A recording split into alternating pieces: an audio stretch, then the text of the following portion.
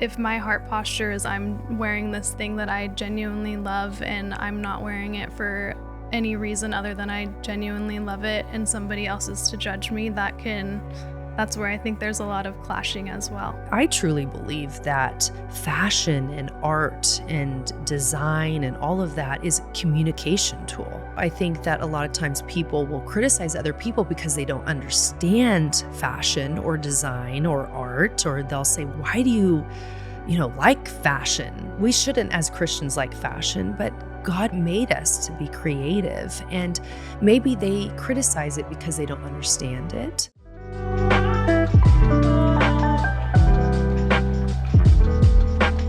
Welcome to the Collective Talk Podcast, Season 3, where we share reflections on prayer, family, and ministry.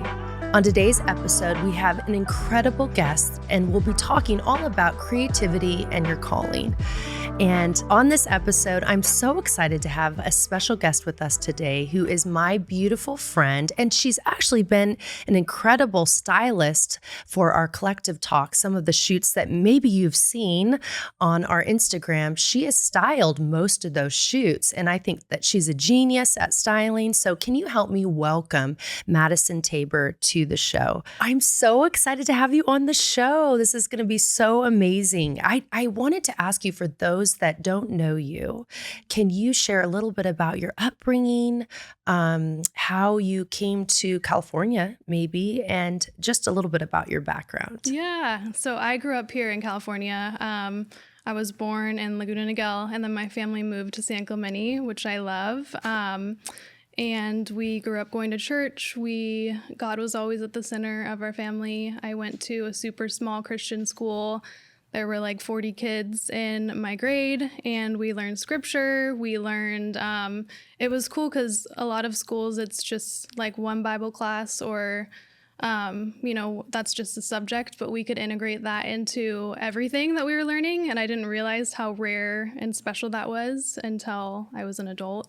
And I went to a private Catholic school close to here as well. And that was not because it was Catholic, but just because it was private, and it was between that and public school. And I remember the first day just being such a culture shock. It felt like I was in a movie, and I didn't realize how sheltered I was until that day. And I was such a dork, and I was like a few seasons behind in fashion, and kids were talking about things, and I'm like, I don't know what that means. I have no idea what's going on. And I played volleyball at the time, so I stayed out of trouble for a long time. I just got burnt out, and it was like the time where kids were deciding whether or not they wanted to do it for college, and I was like, I don't want to do it for college. So I all of a sudden became cool and started getting invited to things. I don't know what happened there still. And I was like, I have to go because I'm not going to be accepted if I don't go to these things, and it was just like house parties and stuff. And obviously me not being accepted wasn't true, but I just got involved with the wrong crowd, and I graduated. I was committed to Chapman, and then my parents found out that I was being dishonest about where I was and what I was doing. So I actually met with the college pastor's wife at the church that we were going to at the time, and just kind of talked to her about all the things that were going on. And we read through 1 John, which I had read so many times in so many different times in my childhood, but all the times that I had read it up until now, I wasn't in darkness. I wasn't doing bad things. And I think that that's what's cool about the Bible, is that you can read it at different times in your life and it applies in completely different ways. And I realized that I was not walking in light. I was 100% walking in darkness, and telling people that I was walking in light. So fast forward in my 20s, as Mark always says, if the devil can't make you bad, he'll make you busy. And I was so busy with just all the things and trying to build a career in fashion and college and working at Nordstrom. And my heart was so invested in all of the things that I was doing. And I realized that I put my identity in my achievements and my friends and, just all the little things. And I remember one summer when a lot of things shifted for me and it felt like I was hitting rock bottom because I couldn't work. It was 2022 and Nordstrom was very strict about COVID stuff still. And so I was out of work for 20 something days. I had family stuff going on. One of my friends, she was removed from my life. And I remember like laying in my bed one day and literally Googling Christian messages on brokenness. And the one that popped up was Lisa Bevere's at the First Conference of Oceans. No way. I didn't know that. Wow. Yeah. And it was on truth and identity. And she spoke about my generation and how we have so much information at our fingertips. And yet when people ask us what our purpose is, we are like, we don't know. Like, we don't know what we're supposed to do. Like, we have a goal, but we don't know how we're going to get there. And that's oftentimes because what we're supposed to do, nobody's done before. But we always want a blueprint. So that's when I realized my identity was in everything but the Lord. And I started going to Oceans right after that. Oh my gosh, that is powerful. I didn't know a lot of that. That is so cool. The fact that you found that. Was it on YouTube? It was on YouTube. Oh my gosh. And Lisa Bevere was at our conference and that's how you found our church. Yes. Wow. I had heard about it, but I was like, why? I was in San Clemente and I'm like, why would I drive to Irvine? Yeah. You know, and I went once and I'm like, this is why I would drive to Irvine. Yes. You know? Oh my goodness. That's beautiful. Well, your testimony and your story is so powerful. I loved hearing all of that and just your upbringing and what God has brought you through. And the purpose that God has in your life is just so evident. And so I'm so excited that you shared all that with me. Okay, so I know that you work with your dad who is in construction. Is it considered construction? Yeah, he does millwork. Okay, so millwork, all the woodwork and works with designers and architects. Yes, so you work with him in the family business. And what is that like working with your dad? Oh man.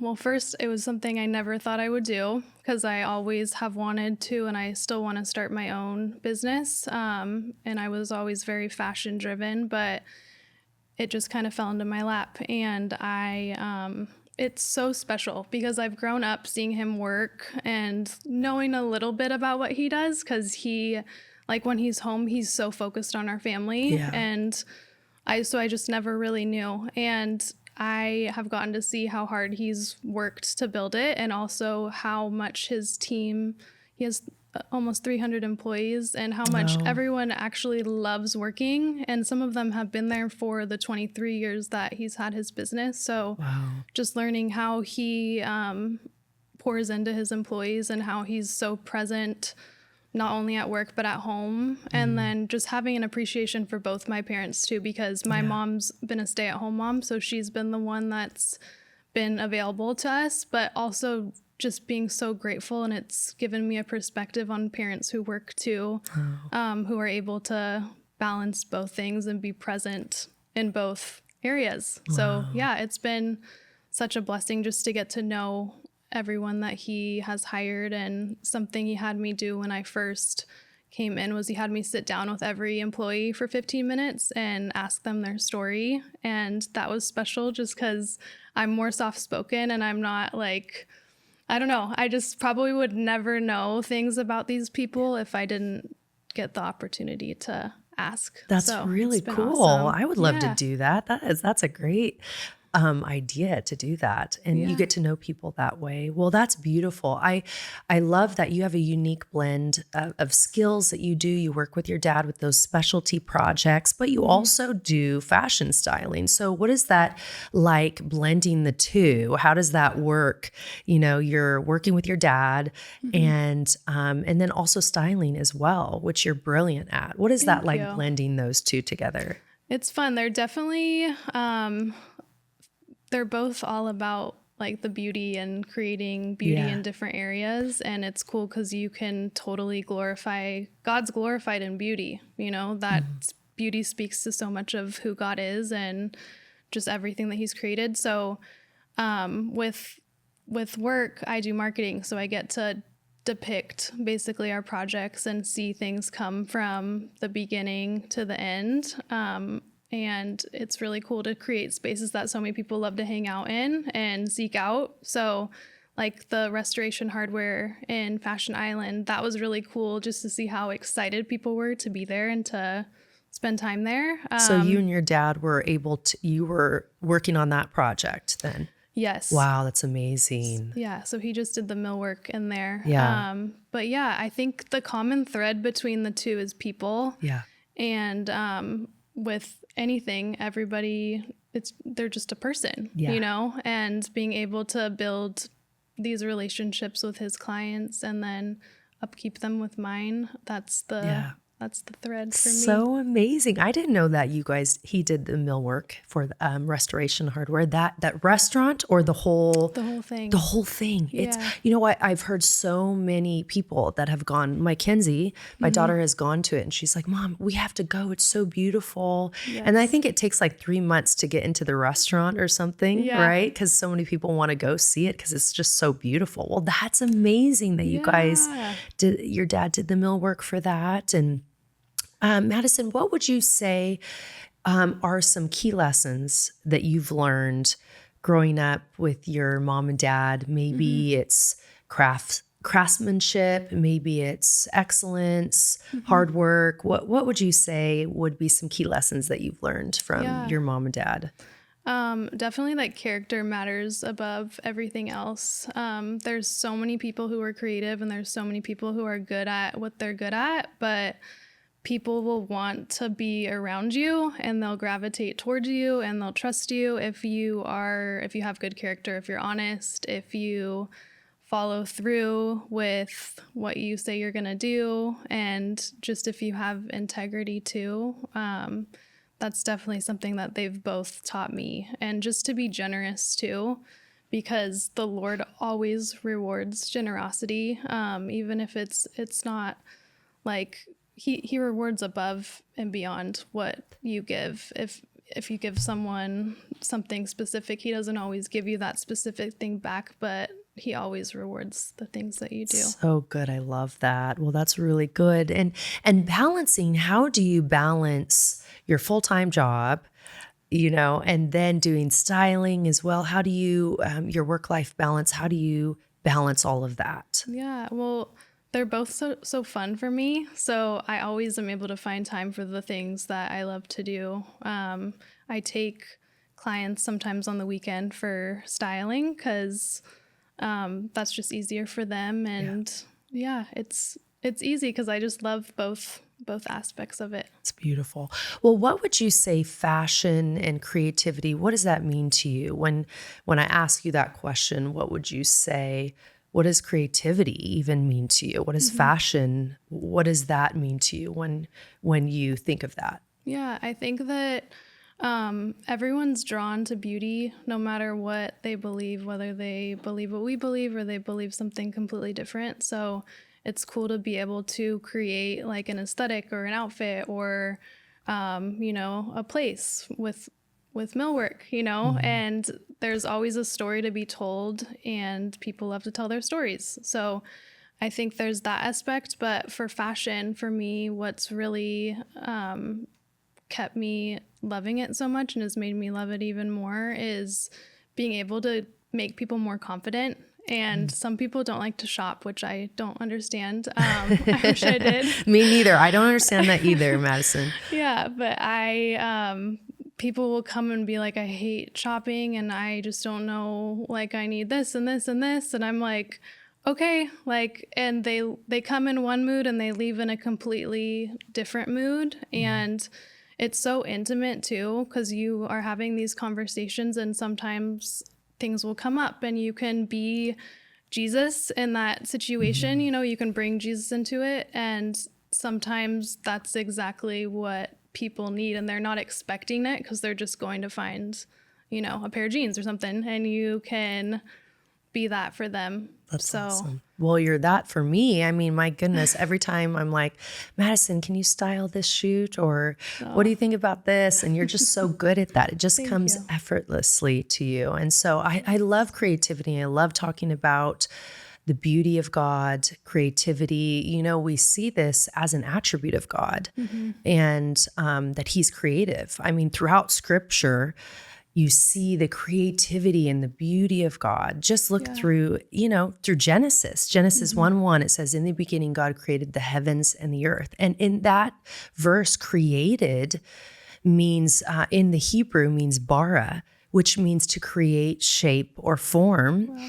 And I think that's beautiful because God is the only one that can create something from nothing, right? And so I think that that's beautiful. And I think that we need to look at God as the creator, but he's not, I think we need to encounter God as our creator, obviously. Yes. But also as like a master artist that is, just passionate and meticulous about his creation and his design. And that's you and I. Yes. He loves his creation, and he not only loves us, but we have a purpose. Right. We have a design. And so everything that God creates is with purpose and is with intention and design, and which I think is so beautiful. And the other thing, I think that the church needs to be creative.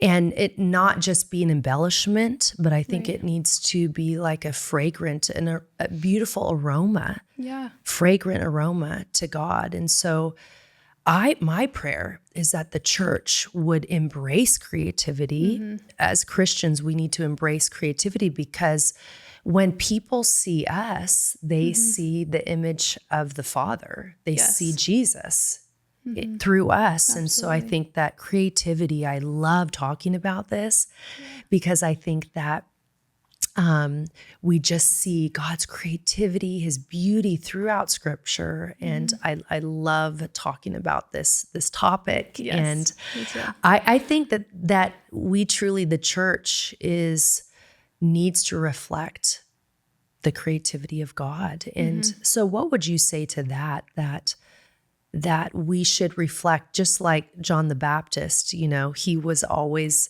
pointing to Christ. Yeah. That was his purpose, was to point to Christ. And I think as a fashion stylist like you, that's what you do. I feel like you point to Christ. If you're an artist, you need to point back to Christ. If whatever you do, point back to Jesus. And so what would you say to that? Yeah, I think that I've gone through so many stages where it's daunting to me as a believer because I think sometimes we get pushback for loving fashion. And I think I see that perspective in some regards because the fashion industry can be dark, but so can any other industry. And I think any good thing, if done too much, can be bad. So but I think that it's so important. We are all given such specific gifts and we shouldn't fight that. If somebody loves music, if somebody loves fashion, if somebody loves, writing or anything that it is, God gave us those gifts so that we could all walk together and glorify him. And our church is so special because we have so many creative people who are using those gifts and aren't afraid to. And I just think it's very cool that you and Mark have created that and you guys openly embrace it and welcome it and give people the opportunity to show those things and shine so bright and show what God's put in their heart and the gifting on their lives where this might be the first opportunity that they've had in their life to really showcase that. So it's really cool. And it's cool because I feel there's so many businesses that are being born and God's just breathing on everything. You guys are giving them a platform to do these things and God's just blessing it. And it's multiplying and more people are coming to church sometimes because of things that they're seeing, and it's just special to watch because it's grown so much in the past even few years that I've been there. I know, it's just crazy to see what God is doing throughout the people at our church, and it's so special. I think when the body of Christ is I think doing what God's called them to do, you'll be the most creative. You'll step into all that God has called you to do, and you'll always point back to Jesus, and I love what you said. And so how would you, Madison, approach, or how do you approach different like styling projects? I mean, every styling job is different. Every Yes. project is different. So how do you approach that when you're given a project? I think every client kind of has an idea of what they want. There's a theme or an event, or, there's some parameter usually. It's fun when there's not, but there usually is. So I try to obviously play on that, but then also on every person's so different and they all have their own style. So also capitalizing on that. Like I have my style and I could put a client in something that I would wear, but they might not feel like themselves in that, Like I love neutrals and they might love, patterns or colors. And so just seeing who they are and trying to play on that, but also challenging them to push outside of their comfort zone a little bit, because I think that that's always fun. That's really cool. So basically when you approach it, you look at kind of like what they would wear originally, or what their style is maybe, and then you kind of just play off that, but then also uniquely do some amazing things. And whatever you do at Madison is just amazing, because I'm like, how do I look like that on a shoot? It's because Madison, you guys, she's amazing. And so you. I love that. It's just brilliant what you do. My cousin is from Idaho. She's an interior designer. She is amazing at what she does. And she will basically diagnose you. It's so cool what she does. She has you get a bunch of like interior design books, go through these interior design books and pinpoint with like a sticky note which like things you like in a room, why you like it. That's smart. Isn't that smart? Yeah. I know. And then she's like, at the very end of it, once you do all of that, you go through like 3 or 4 different interior design books. Then she will diagnose you with like, oh, this is your style. Wow. Which I think is brilliant. And I'm like, I've never heard of anybody doing that. I want to be diagnosed. I with my know, interior I did style. too. I know. And I was like, at the time, I think I was diagnosed with like modern or Scandinavian modern design. But now I later have incorporated like a Japandi style too into my interior design. But anyway, I thought that was so cool. It is. It's just like what you do though. Yeah, It's that would like, be a good idea for clients for me too. yeah. Well, I just thought what she did and what you just said is just brilliant, and looking uniquely at each person and what the things that they like, which you do and she does as well. So I think you guys are brilliant at what you do. Thank so you. that's amazing. So what are some of your most favorite pieces, maybe for spring? Ooh, I love everything that Miu Miu has come out with, and I feel like so many brands are pulling from inspiration from them, and they have like their boat shoes that are so iconic right now, or those little rounded sunglasses that I don't think people usually use them as real glasses, but they look like real glasses, and they're so cute. I feel like you need a pair of those. Yes. Oh yes. I need that, Madison. And then like the polo shirts, and it's all so classy and elegant, which I love, because I feel like we went through a stage where everyone was dressing like they were going to Coachella all the time. And I'm like, I don't go to Coachella, and I also don't want to look like I am. So I just love, I feel like right now all the trends are so practical and also elegant. So I just love that, because I know that if I'm buying a trendier piece, it's going to stay in my closet probably longer than other things would. Yeah, I love that. Well, okay, so we have to get those round glasses. And then, wait, what was the first one that you said? The boat shoes. The boat shoes, yes, I've seen those. Oh my gosh, okay.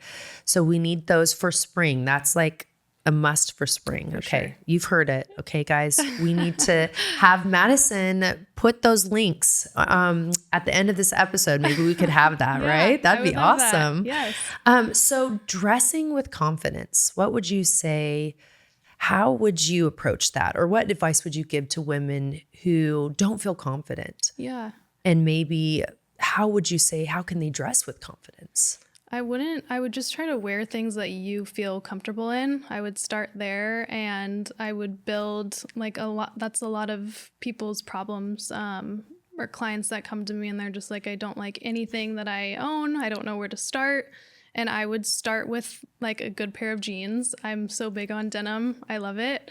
That fit you so well. And denim is so hard and overwhelming. Like when you go to a department store and they have 10 different brands with 20 different styles each. So I would take the time to find like a really, really good pair of jeans that you love, really, really good basic t-shirts, a couple sweaters, but focus on investing in denim and like a good pair of shoes, and everything else kind of comes and goes. You can find well-priced t-shirts and sweaters and things that you're going to get sick of and wear to death, So, but just wear things that make you feel confident. Don't try to be in all the trends all the time. Start building a capsule that you can incorporate into every season. It's good. But also remember that your confidence will never, ever come from what you wear. You could have the coolest stuff. You could have a closet full of all of your designer pieces that, everybody wants, and your identity at the end of the day and your confidence comes from the Lord and who he says you are. That's good. That's really good. Thank you. So if we were to talk about like modesty and fashion, I know a lot of times people think when you think of modesty, it's like legalistic or it's like limitation, but I truly believe that modesty isn't about limitation, but it's about honoring the beauty and the confidence God has given you. So what would you say to modesty and dressing comfortably, but also modest as well as a Christian? What would you say to all that? Well, I think it's so important, and we know that at the end of the day, that's the right thing to do. But I also think it's so fun. Like you can do it in such a way, you don't have to wear a turtleneck and a long skirt, like that's cute too. But you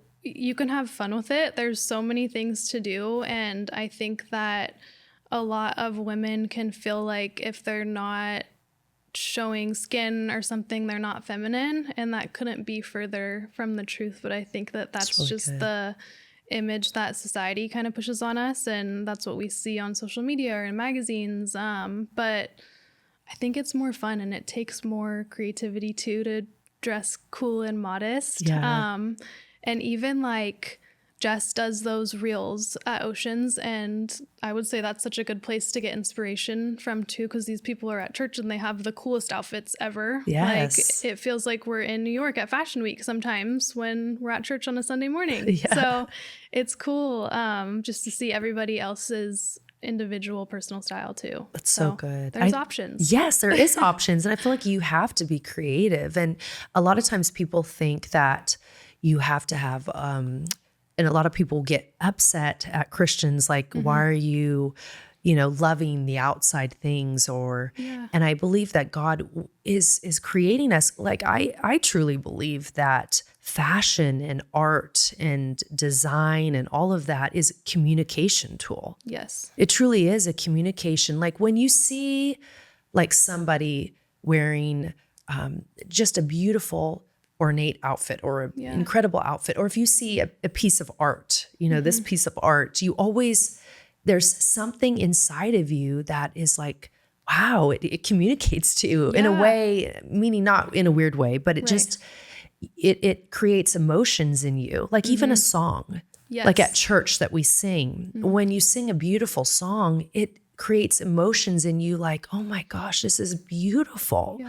And when you go see, we live in Southern California in Orange County. And when you go to the ocean, when you look at the ocean and the beautiful skyline, and it just creates all of these beautiful things inside of your heart, like, man, God is good. And it points back again to Jesus. I think art and creativity and design and all of that always just points back to me, should always point back to Jesus. Absolutely. And so I think that fashion and all of that, I love that you said, go look at Jess Bailey, on Instagram. She has reels fashion, like people dressing up at church, and they're also modest and so cool, but you don't have to have a lot of money. Right. Like, there's these college students that have like not a lot of money, guys. Yeah. And they're just being creative and they're reusing clothes that they already have. And I have so many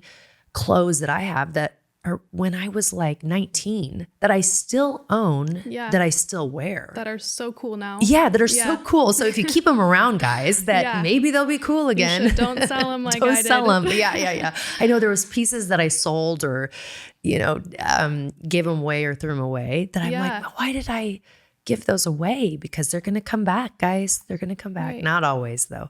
But I think that's beautiful. And I think that we can be creative with our fashion style. So, it's also a heart posture too. And I think that that's where the legalism comes in, is I can wear something that I just love and somebody else might never wear that or think that that's appropriate to wear. And that's where we get more focused on judging one another than letting each other enjoy the things that we enjoy, and obviously there's such a line there, and there's a gray area as well. So that's where it can get hard. But if my heart posture is I'm wearing this thing that I genuinely love and I'm not wearing it for any reason other than I genuinely love it and somebody else is to judge me, that's where I think there's a lot of clashing as well. Yeah, that's really good.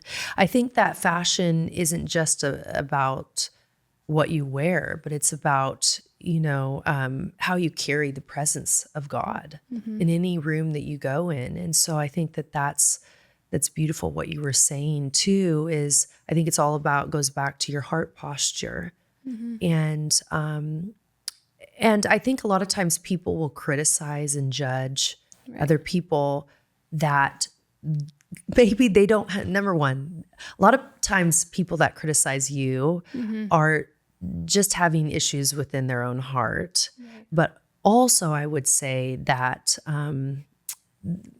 how would I say this nicely, is maybe they don't have a love for fashion. Right. And so criticizing not just the modesty aspect, but what you're wearing, right? I think that a lot of times people, you can't influence what you first don't love. Right. And so I think that a lot of times people will criticize other people because they don't understand fashion or design or art, or they'll say, why do you like fashion? We shouldn't as Christians like fashion, but God made us to be creative. And maybe they criticize it because they don't understand it. Exactly. Because they don't have a passion or a love for fashion, which I've seen many times. Would you agree? Yes, absolutely. Yeah.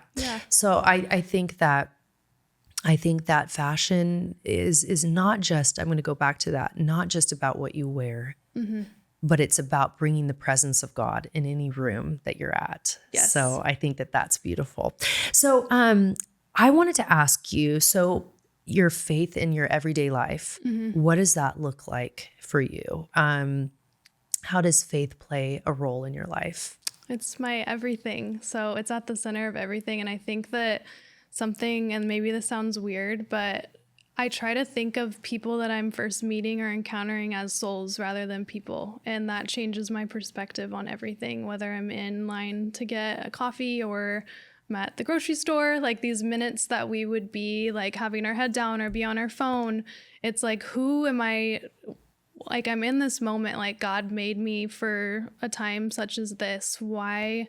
Like, how can I maximize this? And it's like, for me, I'm in this stage between where I am and where I want to be in my dreams and goals. And I think that, like, I've always been somebody who's so excited for the next, like, for like getting married, for having kids, for, making my dreams come true. And I can get tunnel vision, or I could get tunnel vision in the past. And I think that something too is my generation, we're all on social media. We always want to be doing something that's like measurable or that you can share or depict or whatever it is. But I feel like God does some of his most meaningful work in ways that you can't share. It's you're changing That's people's good. hearts. Like, you're changing their lives. You can't post a picture of that on Instagram. You can't, it's like these moments that are so intimate with him that sometimes only you and him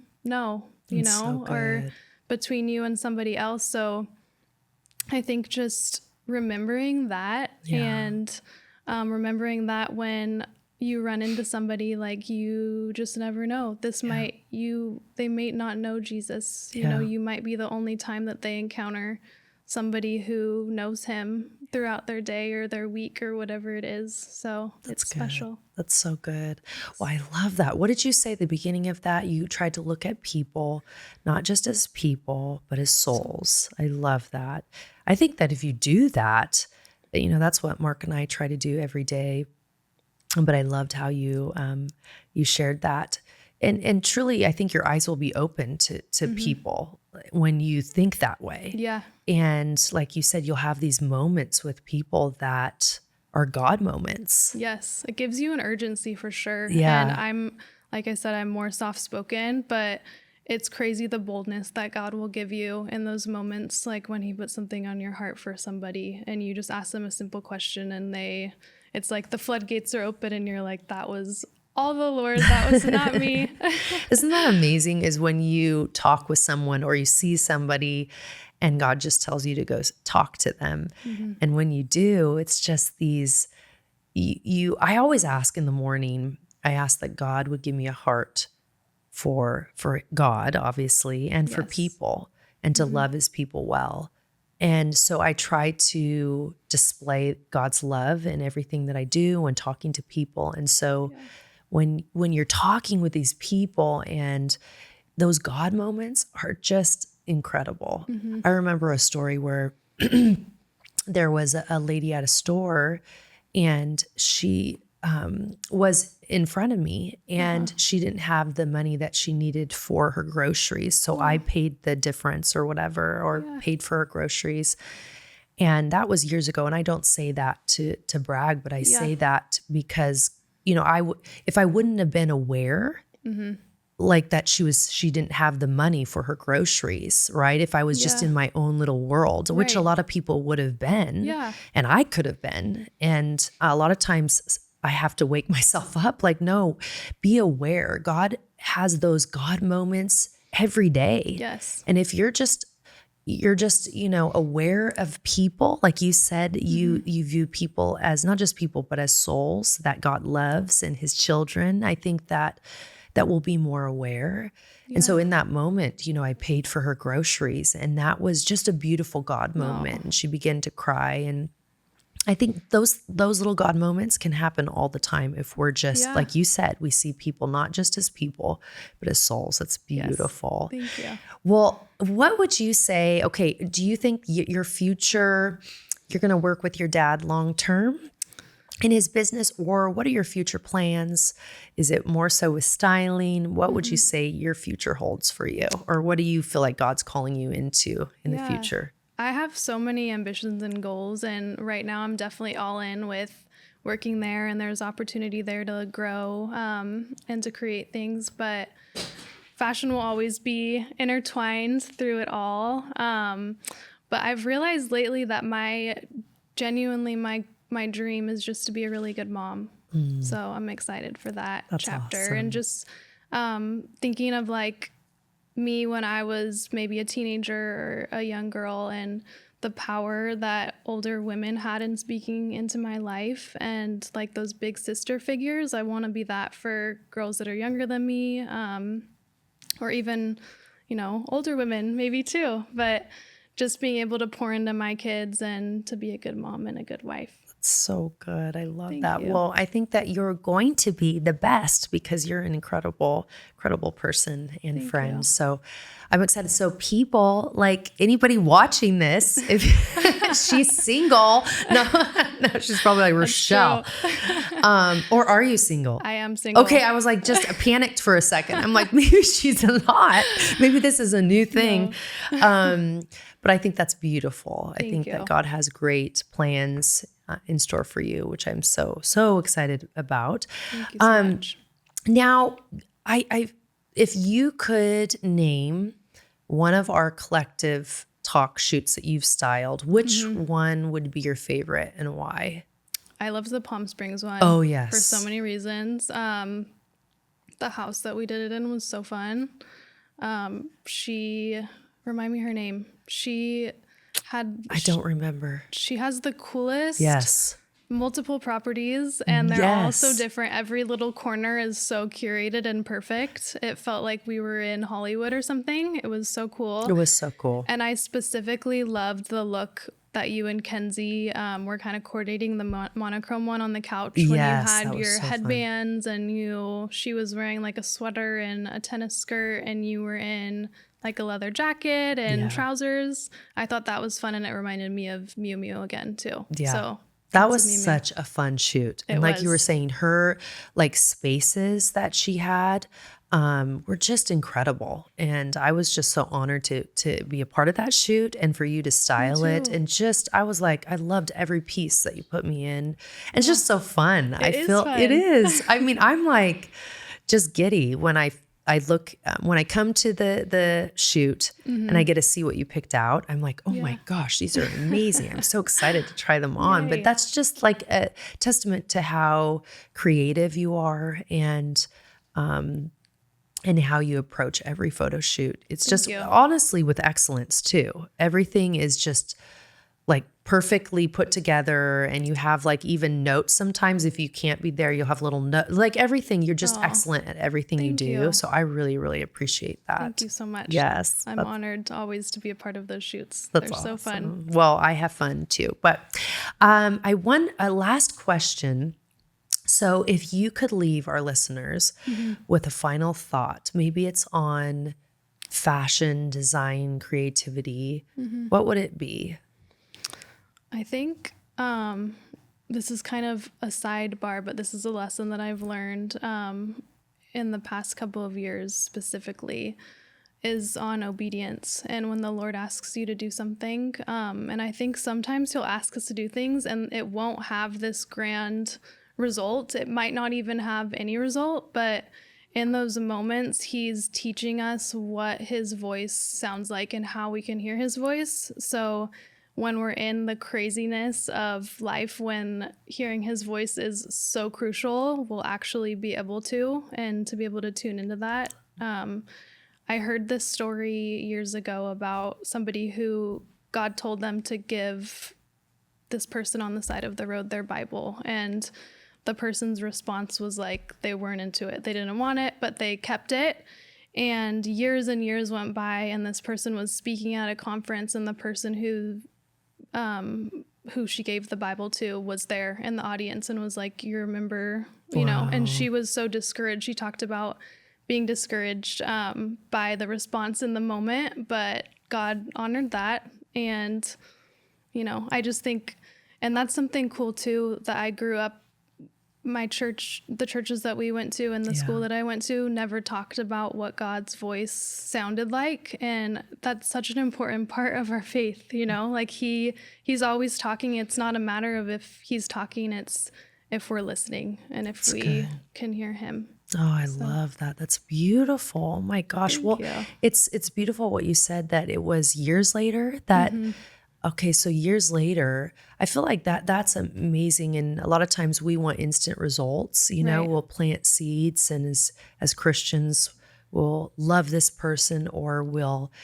evangelize, or we'll talk to this person and tell them about Jesus. And then maybe not right away will they get saved. But I feel like that you're planting seeds. Some people plant seeds, some water, and I think that God ultimately is the one that will get them ready when they're ready and produce a great harvest in their hearts. But that's beautiful. I love that. So that beautiful story. And I think that it's just amazing, your heart for God, your heart. The reason why I love you so much, Madison, is because you not only love God, you love people, you are creative in everything that you do. And so I'm just so excited and elated that we get to do life together, and you get to create this beautiful collective talk shoots, and you're just amazing at all that you do. And so I'm so thankful for your heart for fashion, your heart for God, for styling. And I think that you're just a godly example to so many young girls that are going to look up to you and just see you and your style, but also your love for God and for people. So I'm so thankful to have you on the show. Thank you so much. Yes. That means so much to me. Well, I'm so blessed. And so I'm excited because this is one of the topics that I love to talk about is fashion and all of that. And so, I used to be a blogger in fashion. I used to kind of dabble into fashion, but it was more of kids fashion design and mommy and kids fashion design. And so I loved all of that. Oh. But I truly believe that God is our ultimate, he's the ultimate creative genius. Yes. And we are his masterpiece. And I think that we've all been created for a purpose, on purpose. Absolutely. And that's what you're doing. And I believe everybody listening, I know that God has called you on purpose, and maybe there's some things that God is speaking to you about to start. Maybe it's something with maybe it is to be a fashion designer, or maybe it's to be a stylist like Madison. And like she talked about, obedience is key, and you never know what's on the other side of your obedience. And so maybe God is speaking to you today to step out like Peter did. He stepped out of the boat. Remember, Peter was on the boat, but Jesus was walking on water, and Jesus called him to come to him. And maybe today that you are wanting to step out of the boat. And I just want to encourage you to just be obedient to God's voice and step out on the water and look what God will do with your obedience. And so I'm so blessed to have you on the show. Thank you. You'll have to come back, and we'll have to actually do styling. Yes. Like live styling. That would be very fun. That would be really fun. So the two things, guys, that we need for spring is the round glasses and the boat shoes. The boat shoes. Yes. So maybe we'll have this at the very end in the caption so you guys could go purchase those. But thank you so much for coming on. I love you. Of course. Thank you for having me. Thank you for joining us on this episode of The Collective Talk, where we shared reflections on creativity and your calling. Stay tuned for future episodes as we dive into the topics of prayer, family, and ministry.